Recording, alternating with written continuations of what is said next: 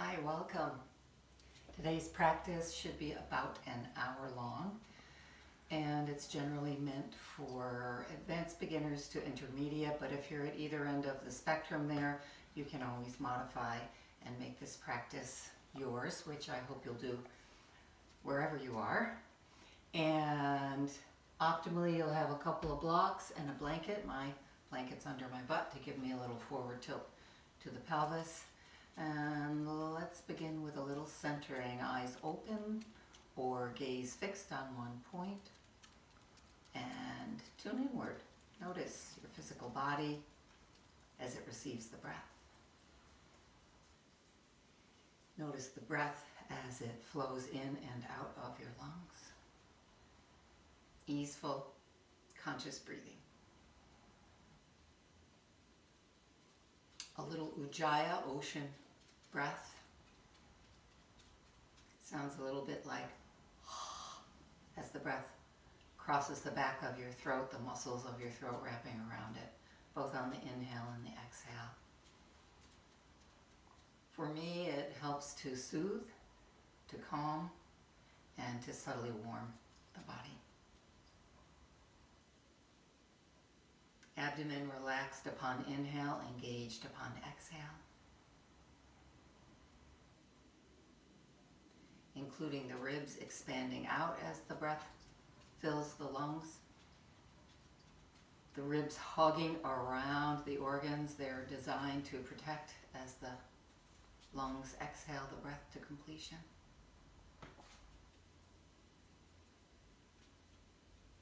The third part of this breath, sometimes called Dirga Pranayama, is a little lift to the collarbones as the breath completely fills the lungs. Not to create any stress through the breath at all, but just to breathe into fullness of the lungs and breathe the lungs into emptiness.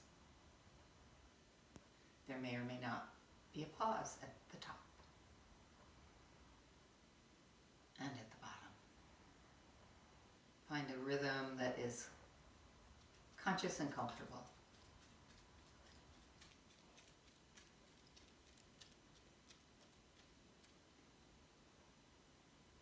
And let your hands come to dwell at the space of your heart in Anjali Mudra. Head bows to heart's width, still here. If there's an intention to guide you forward into your practice, state it. If not, simply enjoy the practice. And we'll reach up, look up as you breathe in. And as you breathe out, let the fingers and hands float down to earth, chin toward chest. Gather in the light, a solar sweep as you breathe in again. And as you breathe out, draw the hands to heart and take that light into yourself. And twice more. Inhale, reach up. Exhale, out and down. Inhale, solar sweep as you gather in the light to illuminate any spaces within that need a little light shined upon them. Last time with me being silent.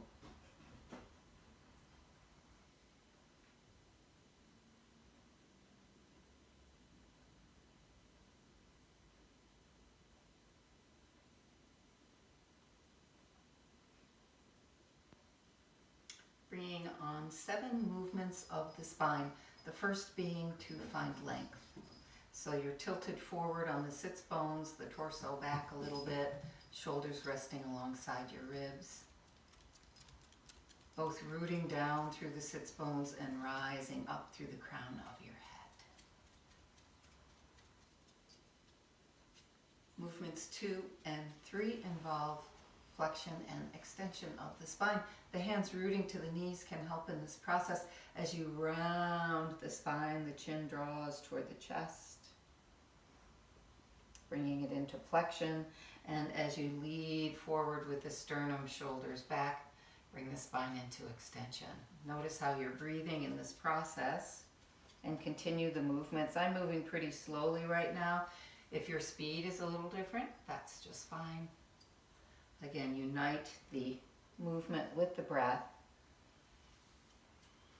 And generally, I won't tell you how to breathe. Sometimes I make a suggestion, but I do ask that you try to breathe consciously and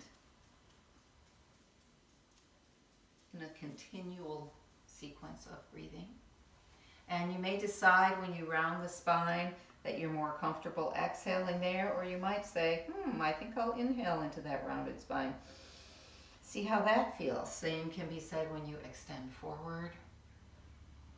You might breathe out, you might breathe in. Explore through breathing consciously. And bring that torso upright, and now we'll move into movements 4 and 5 of the spine, bringing the fingertips alongside the body. Movements 4 and 5 involve lateral extension. So we'll just extend from side to side. The head might be involved in this process. Ear might sink toward the lower shoulder. And again, moving, breathing consciously in this practice. And the next time you're stretched over there to the right, you could bring a little movement into the shoulder and rib cage of that upper arm, rotating it around and around. And as the arm rotates, the ribs rotate as well. Did you notice that cute dog sitting next to me? This is Xena, Warrior Princess. She's a part of every home practice. And up and over to the left. So I won't be mirroring you today. My left is your right, or my left and your left might not coincide direction-wise. If you have any dyslexia, you might need to write a nice L on your left hand, an R on your right hand. Again, I'm going over to my right, and we'll complete with movements 6 and 7 of the spine. So this takes a lateral stretch into a twist. My left hand will draw to my right knee, my right hand behind me to find extension. You might counter twist the hips a little bit. You might look over your right shoulder, sternal notch, or even over your left shoulder. Both arms come up, lateral stretch to the left turns into a twist to the left.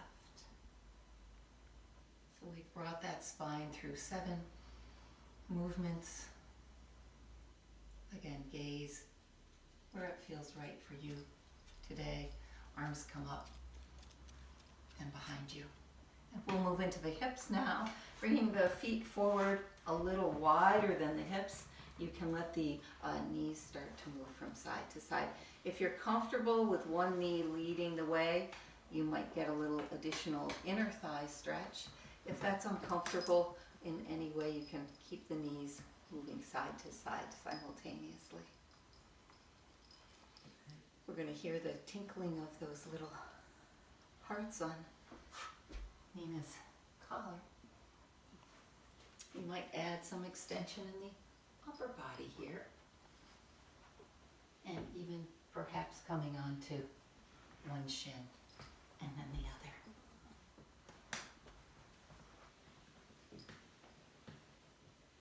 And when I'm next over to my right, I'm going to take myself right onto all fours, onto my hands and knees. Feel free to use your blanket to pad your knees. I have some carpet under mine today, so I don't really need it. Spread those fingers equidistant, if you will. And to bring some extension into the fingers, you might lift onto ridge tops, those knuckles right on the hand at the base of the fingers, heels of the hands lift here. And when I bring the heels of my hands down to the mat lightly, stretch my butt back toward my heels, almost a child's pose, but not quite, bringing more extension than if I was to land in child's pose. So here's my child's pose, rounds the spine a little, nothing wrong with that. It's just that right now I'm aiming for some extension.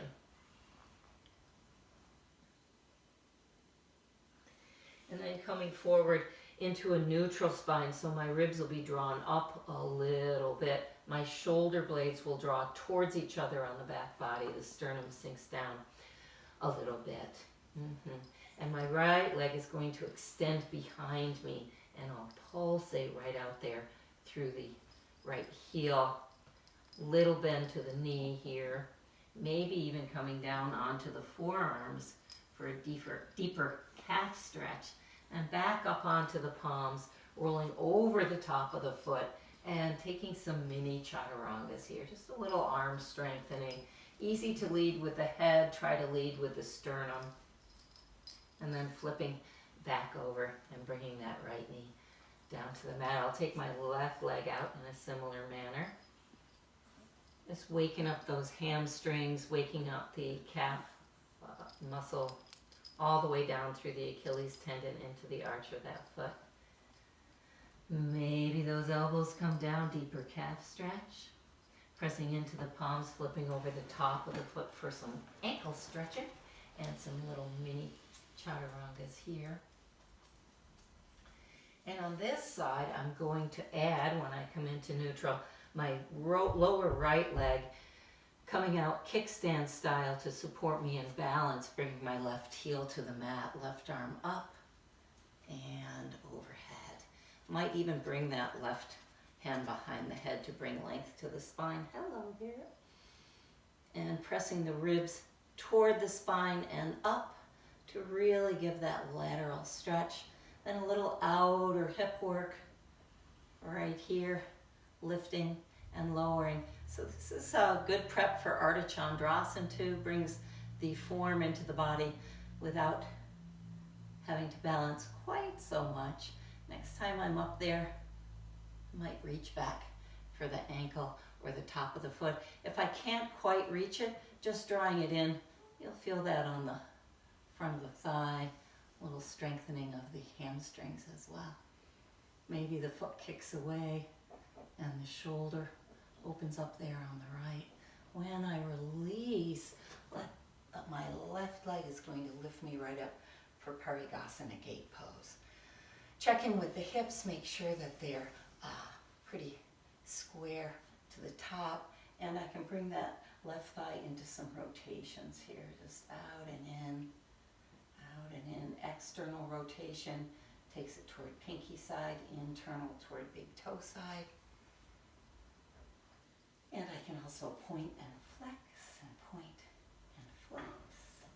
You can then decide how you'd like to land that foot for a little more lateral work, hands behind the head here, helping the cervical spine to lengthen. And we'll just take it a little side to side here. Coming just as far in each direction as feels good for you. You can keep the hips stable, but you could also press out through the hips. Get a little stretch to those hips. Same thing with arms extended if you choose. I'm kind of creating a little wave, so connecting to my own fluidity here.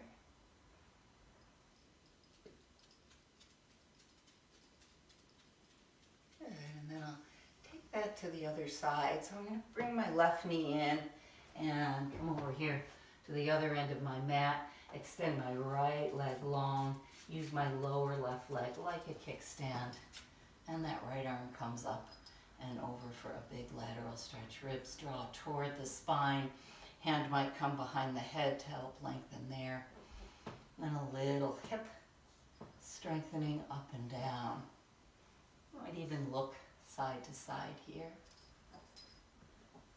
Hello. And up and bending that right knee, kicking back. Oh, my little Humpty Dumpty here.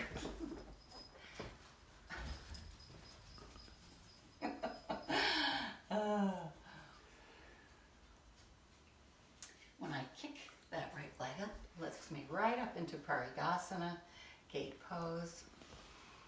And hands behind the head, heel pressing down. Thank you, my love. And up and over for gate with both hands.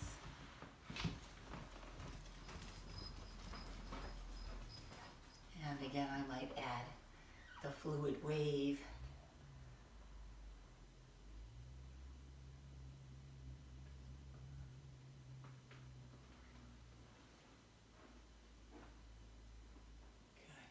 Good. And once again, coming onto all fours, hands and knees. I'll finally stretch it back into a well-structured downward facing dog. So hands root, toes tuck under, knees lift, and just hover there for a little core work. Ribs draw in and stretching it back, downward facing dog. Not so important in my mind to get the heels to the mat because that can cause my low back to then round like that. So I keep a little bend to the knees, really root through the palms, let my head go, and breathe deeply, almost like my bones are stacked effortlessly for downward facing dog. I'll extend my right leg up behind me, more extension than lift. And as I come forward toward a plank, my knee comes in and just swishes side to side for some healthy hip work, and then re-extends. And this time I'll come way up onto the ball of my left foot, exhale the breath out, and step that right foot forward between the hands. I like some block action here. And a nice sip of my green tea. Yum. And deeper hamstring work here as I straighten and bend that front leg.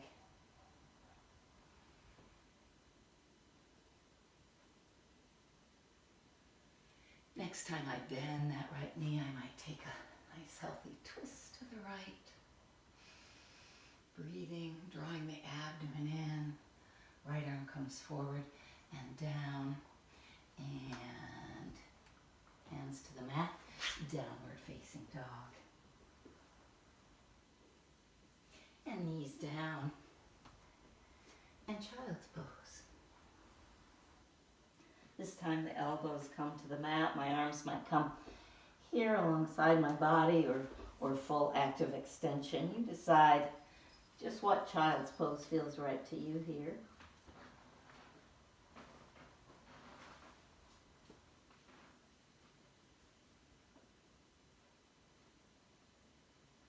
Returning to all fours, toes tucked under, knees hover again.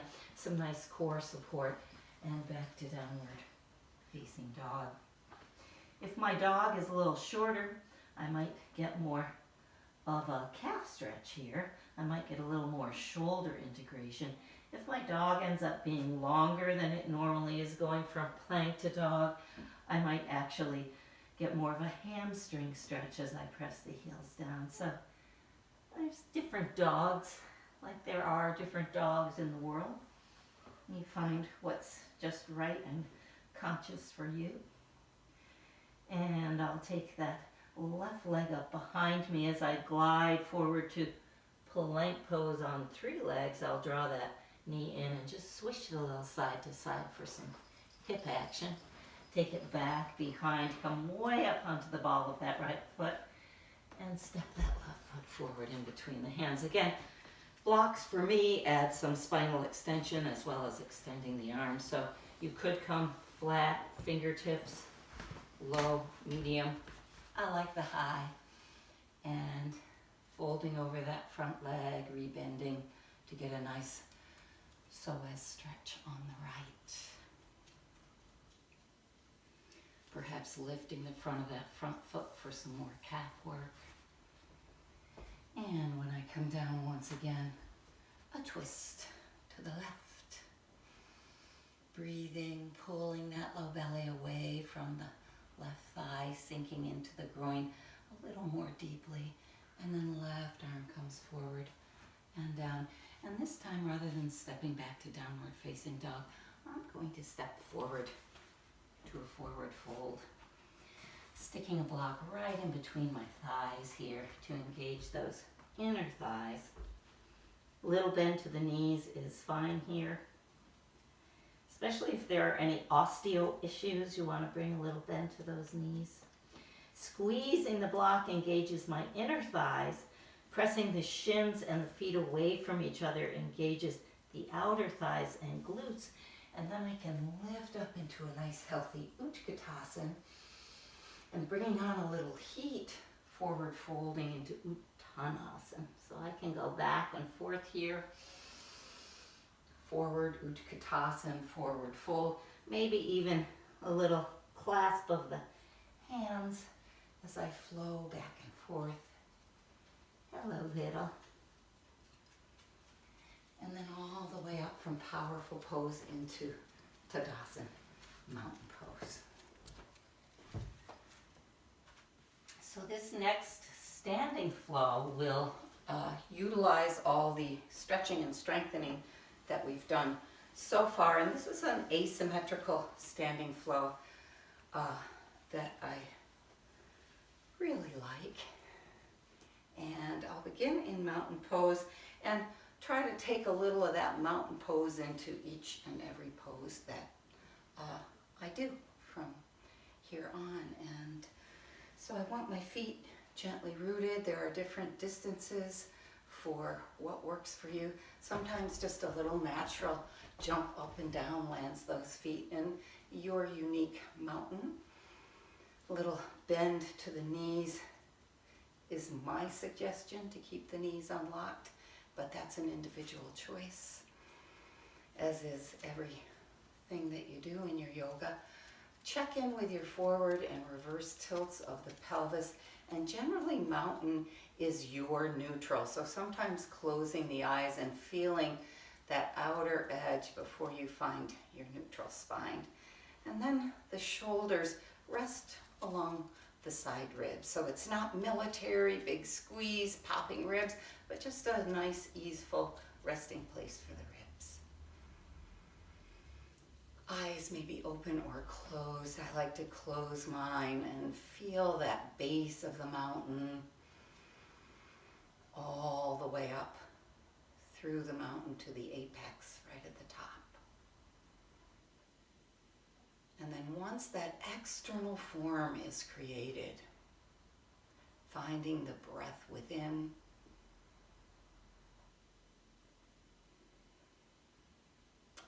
and going within the breath itself to find my life, prana, the force of life found within each being. And as I create a balanced pose, I'll use my gaze to find a drishti. And today I'll start with the weight on my right foot, and I'm going to glide my left foot up and down that right leg with an equal and opposite pressure to help me find the balance of tree pose. So next time I come up, I might use my left hand to help me. Equal presence of leg against foot, foot against leg, and my branches extend toward the sky. The breath is the nourishment for the pose. Take a big step out with my left foot and move from tree into triangle pose, Trikonasana.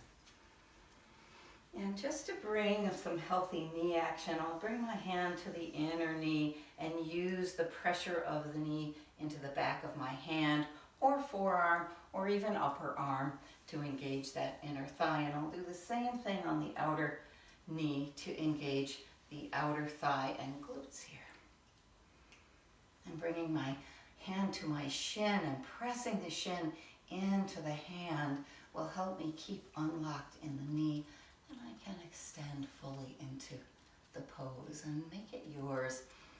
Again, feeling the energy moving through the body. You might look down, you might look forward or skyward. Trikonasana.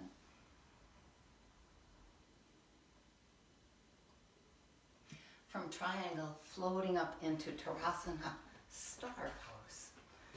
A little twinkle of the fingers keeps the wrists nice and long and not too tense. And then on the other side, side angle pose. And for my side angle, I'll bring my hands to that front thigh and then bend the knee, bringing the hand to the inner knee, again to wake up the inner thigh to the outer knee to wake up the outer thigh and glutes. And then I'll twist those ribs to the left and bring on my side angle pose. You can have that hand on the inside, the outside, or forearm to thigh. Feeling that energetic connection all the way from the outer left foot right up through those left fingertips. And same side, side warrior 2.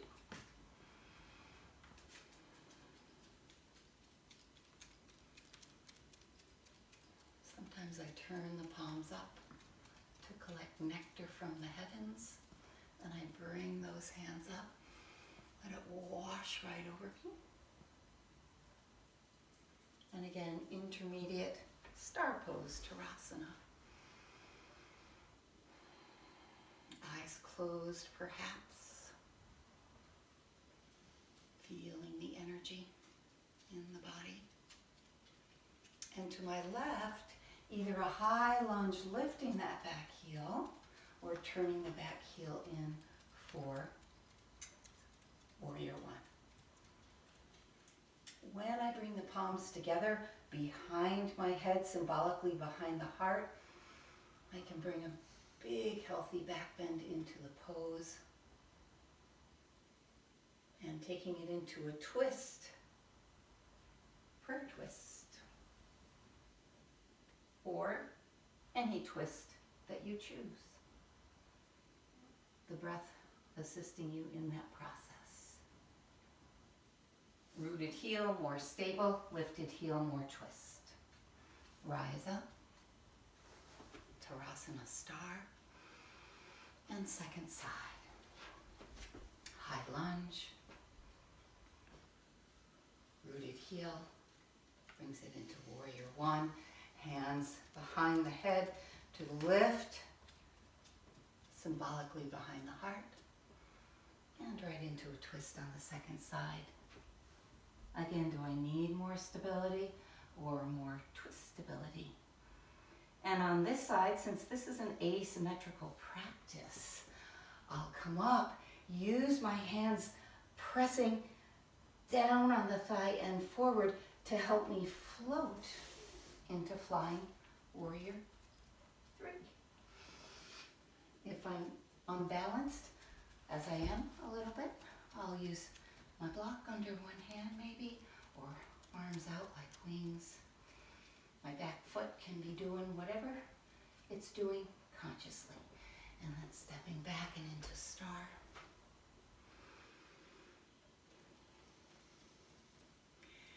And side angle pose now to the left.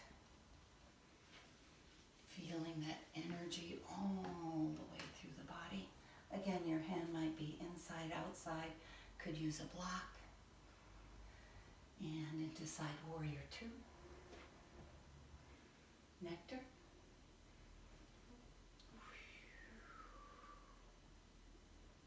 Stable. Solid. And Tadasana star. And Trikonasana on the second side. So again, inside, outside, shin. Do what helps to stabilize so that you can find the form of the pose and then go within that form and find your life force flowing through you, prana. Option here on this side to go from triangle pose to Ardha Chandrasana. So I might look down and let my gaze help me ground, microbend that knee, and float on up for half moon pose. Looking down, easier to balance and ground, perhaps looking forward, perhaps challenging yourself to look skyward. And stepping back slowly into side warrior 2. And you might opt to do this a second time, or you might take a side angle or a triangle. A second time perhaps will take you into sparkling sugarcane Ardha Chandrasana. Maybe. Or any of the others. Returning to Star Tarasana. And then to Stargazer pose. Opposite side, feet on each side of the mat.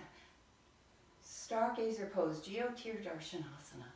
And have your arms in any way that supports you in looking up at the sky. Added challenge would be to close your eyes. And the breath flows. Taking it into a forward fold over that front leg. And walking around to the right, coming into Prasarita Padottanasana, wide angle forward fold.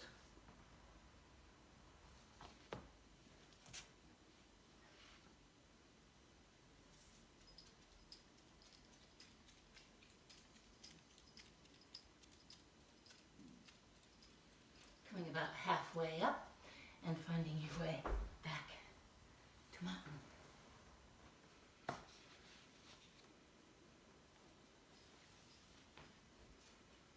So second time through, we might flow through with a little less verbiage from me so that you can really tune in to your own process.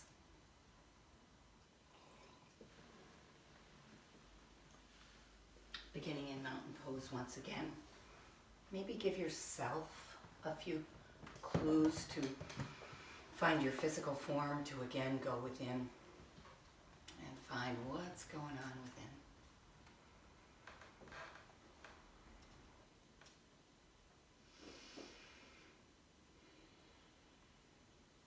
And as I work toward tree pose, I'll again find the weight on my left foot, it's the second side, up and down the leg, just to bring that muscular action that helps me to balance, and then right into tree. Breathing nourishes your tree.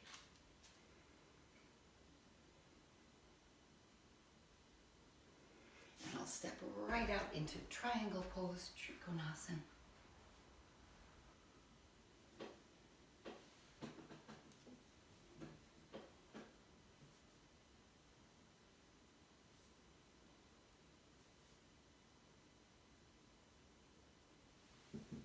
Star.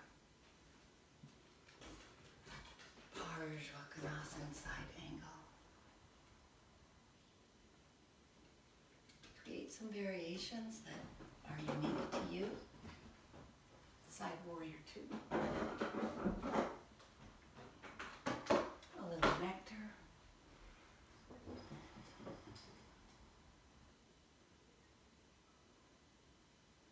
Tarasana star 2. High lunge. Warrior 1. So last time I found a prayer twist. This time I might find a revolved triangle variation, or maybe even a revolved half moon pose.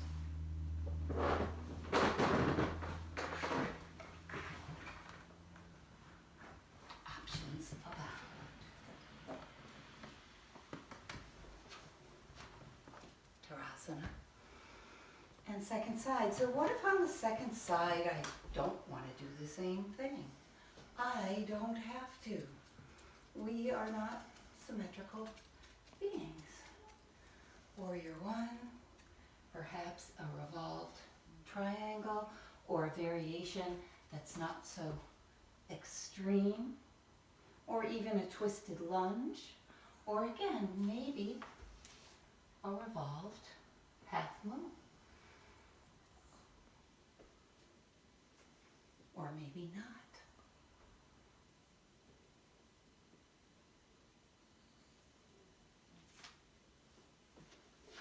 Tarasana. Ooh. Falling star. And side angle pose in this direction to my right. And into side warrior 2.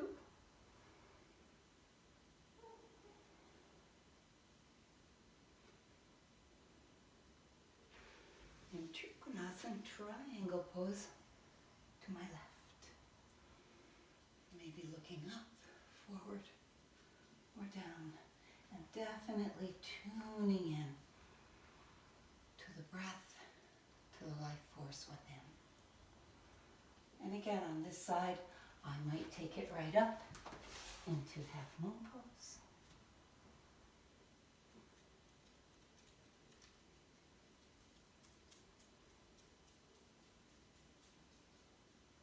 Stepping back into the stability of side warrior 2. And perhaps a second time going up. Is there a little sparkling sugar cane in there? Maybe so. Maybe no. And stargazer pose. Each foot on its own side of the mat. Ideally, feet are parallel, but having that back foot turned out a little, that's just fine. Whatever hand position supports you in your gaze up at the stars.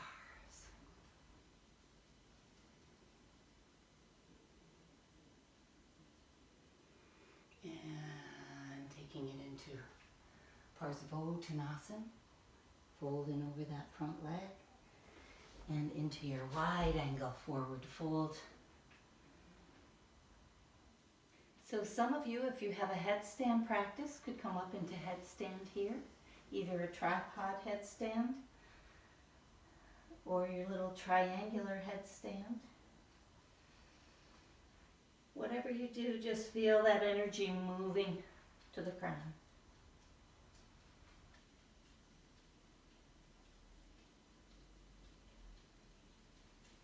And then coming on up, and again, Tadasana, mountain pose.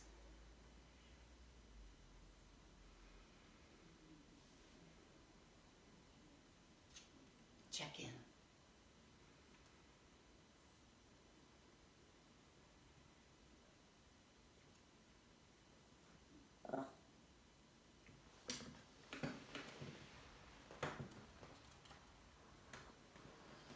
And preparing for pigeon pose, coming into downward facing dog.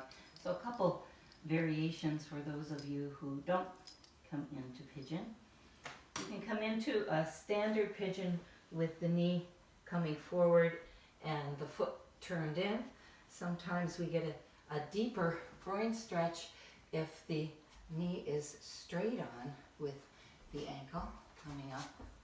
So if this is not for you, you can always flip over and find pigeon on your back, or you might create a figure 4, also sometimes called thread the needle. These are all options open to you.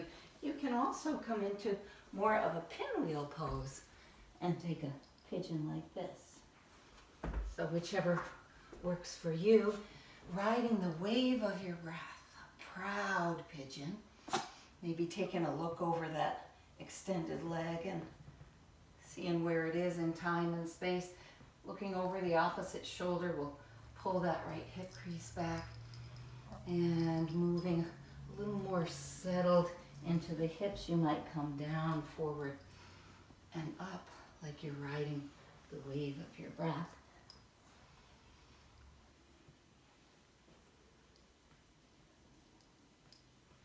And if there's an upright form of pigeon that you'd like to create, a king or a queen pigeon, or maybe a mermaid or variation thereof, before coming down into a resting pigeon. Shifting a little side to side, feeling where your hips are in time and space.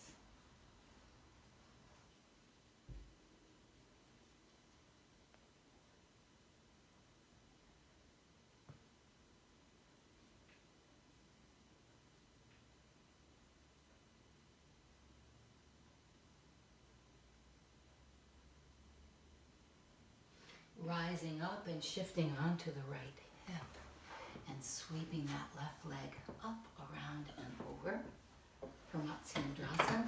I like to use a little something under my hips here. So say this was a little extreme. You take that left foot to the other side, you still get a nice twist. You can also extend that one leg, all variations in support of you. So do what works for you. Find length in the body and twist left.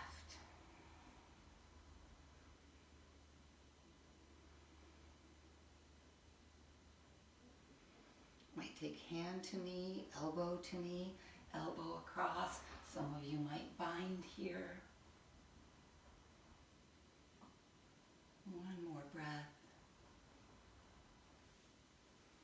And counter twisting. Sometimes we abbreviate the counter twist. Lately I've been making it just as long as my twist.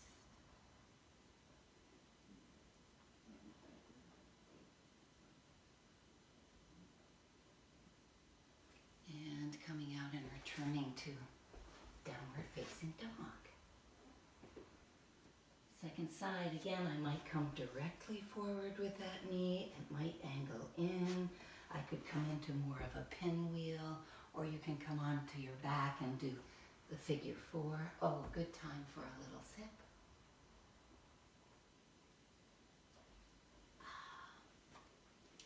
Proud pigeon. Maybe hands on blocks. Any variations here that serve you. A little support for me helps me balance and find that back foot.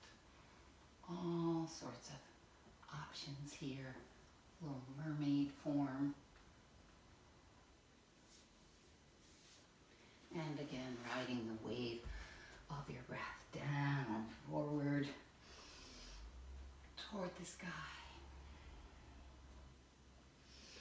toward the earth.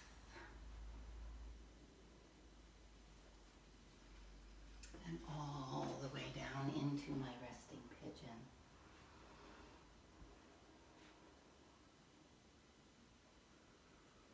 Letting go of muscle tension in the face, in the chest. Feeling the stretch in the groin and the left glutes.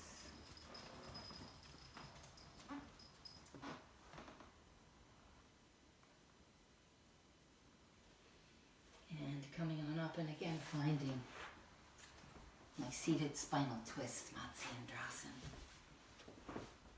Find the variation that works for you here. Finding length both sides before taking your twist to the right. Could be hand, crook of the elbow, elbow across, bind.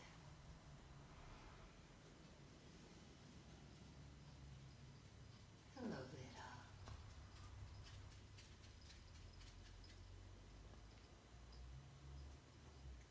Hello.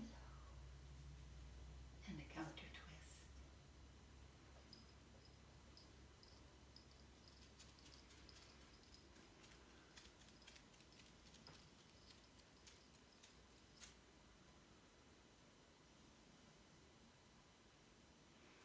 And coming on out to a seated pose. Feet out long, heels rooting down, dragging toward the body to keep a little bend to the knees. Dandasana, staff pose. So staff is kind of a rigid pose, and it's meant to be. It's meant to really help you find this muscle connection. But then I like to take it into a little slosh. So just kind of keeping those heels down, bringing the fluid energy into the body here. And then you can stay nice and long here. Or you can begin to fold forward. Knees could be bent this much. Knees could be bent a lot. Just coming forward. So again, any osteo issues, you have to decide what is the most supportive thing for you. Sometimes we keep a longer spine here. Those of us who have osteo issues. But you can also come into a completely rounded perform several breaths here. Perhaps extending your exhale just a little bit longer than the inhale to invoke a sense of calm.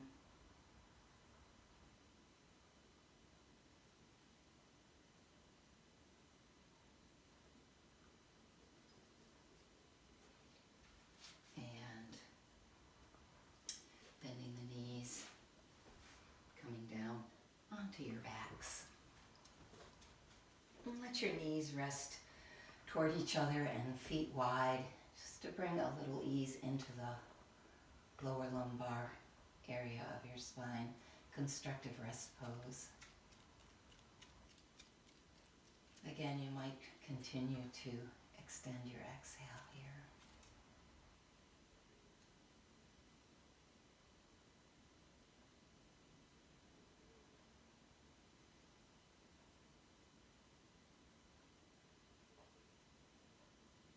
And just as we did when we moved from our powerful pose Utkatasana into forward fold Uttanasana, that block between the thighs can help engage the inner thighs with the idea of once those inner thighs are engaged, we want to engage the muscles of the outer thigh and outer hips to really create this form structure for bridge that makes it strong. So my feet and my shins will press away while my inner thighs are squeezing. My glutes engage to lift me up into this really powerful form of bridge. Now, if you don't feel like you need the block, you can take it out. Just keep those adductors on the inner thighs moving. And sometimes just holding steady is beautiful. And sometimes you feel like moving that bridge up and down like a drawbridge. Notice how you're breathing as you do move up and down. So when we move the arms, when we move the hips up and down, all those lymph nodes in the groin, in the breast tissue, and under the arms get flushed. We support our immune systems by supporting the flow of lymphatic fluid, home of the white blood cells, throughout our bodies. And if you'd like to take a more static inversion, you might take the hips onto a block, or maybe legs up in the air. If you have a shoulder stand practice and know how to shoulder stand safely, you might put a blanket under your shoulders, supporting the natural curvature of your neck.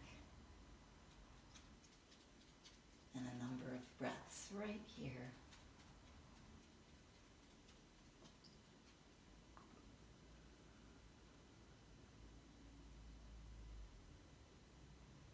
I'm going to suggest a full 3 minutes in the inversion of your choice, or go in between. If you have a headstand practice,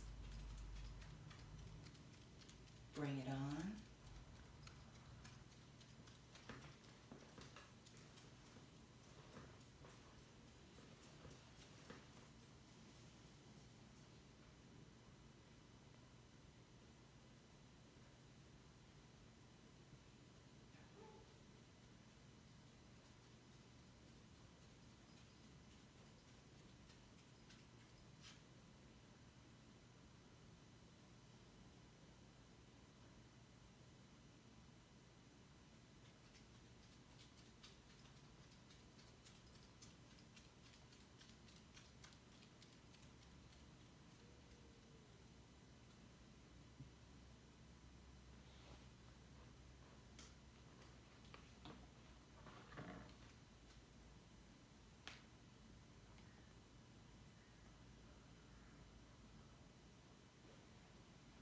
A restorative version would be to bring a blanket under the knees and helps to lengthen us out through the low back.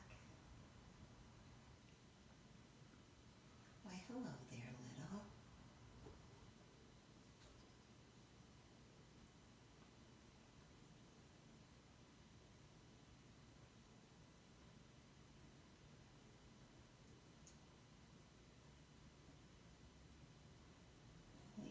Get your legs in, huh?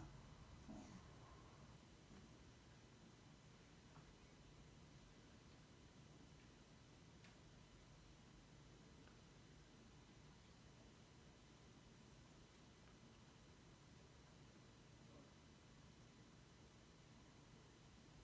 Bringing the legs down. Bringing the dog down. You little silly. I still have a little more work to do. Okay? Still have a bit more work. Yes, I love you. Okay. So, what's next? We're moving toward Shavasana, moving toward consciously choosing to be still. So there might be a nice twist in there.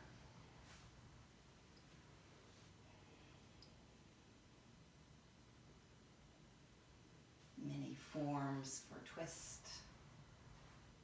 And do what feels just right for you.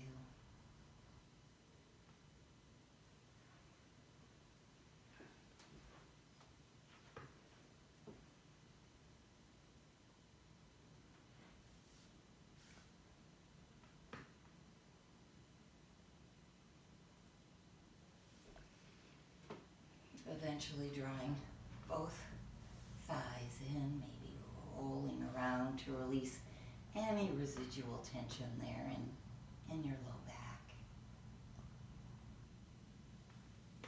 Make a little hand sandwich and rock side to side like a restorative happy baby.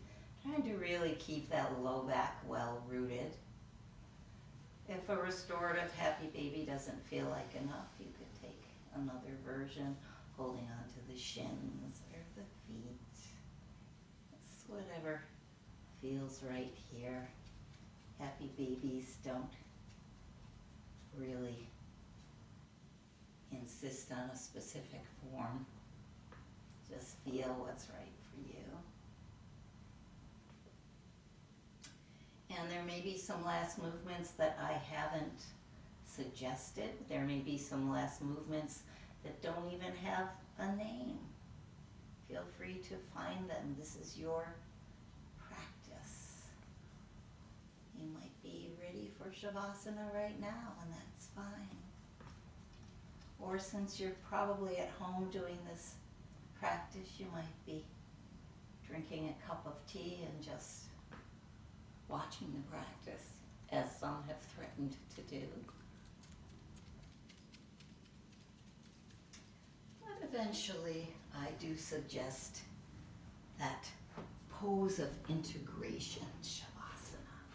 I like a little something under my knees and thighs, working the shoulder blades under.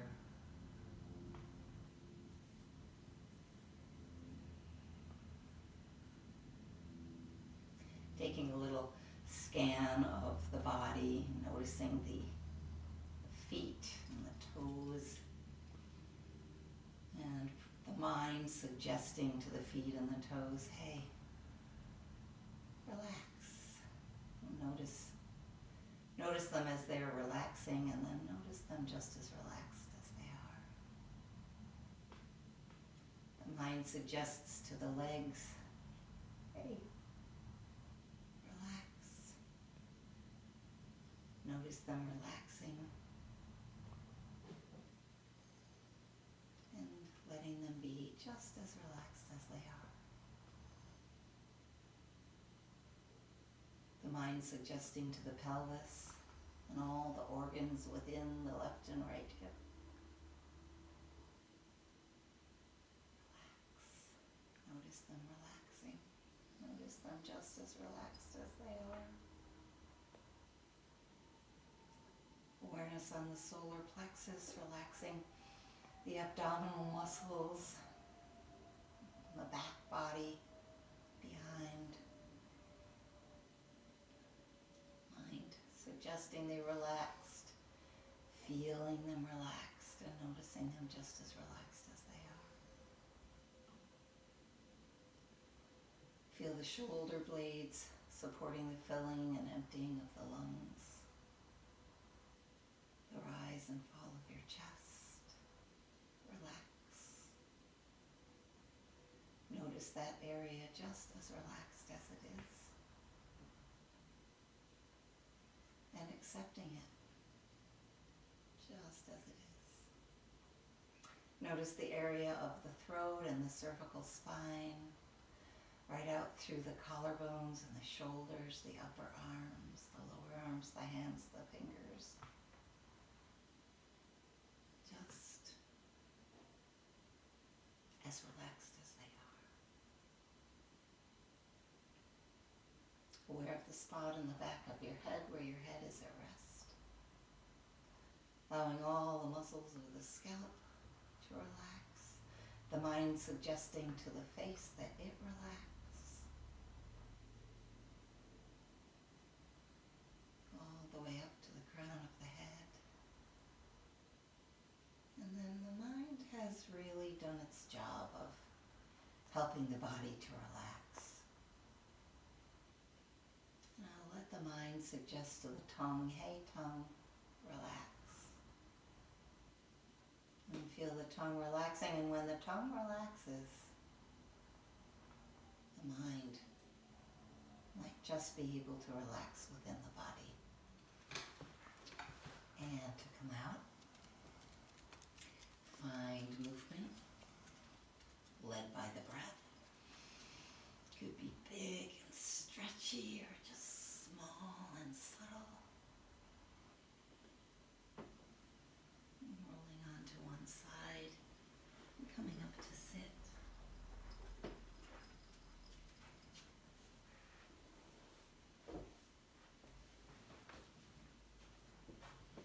Once you're seated, again, a centered approach.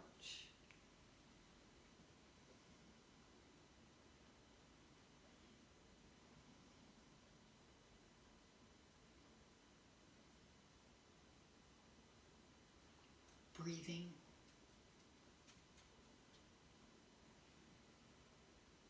Relaxing where you can.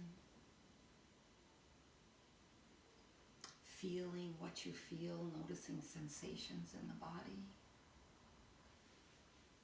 The quality of thoughts in your mind.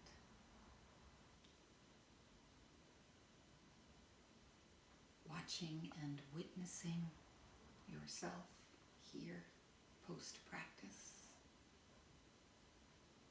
And allowing, accepting yourself as you feel at this point in time.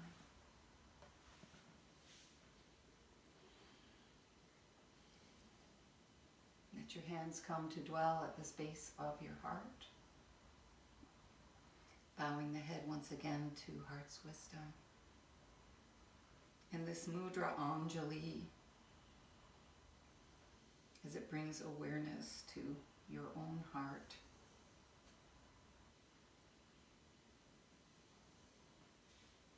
It may allow you to feel the presence of all our hearts on the planet. Beyond the boundaries that we've created in our hearts and our communities, boundaries that we've created between each other, between one another.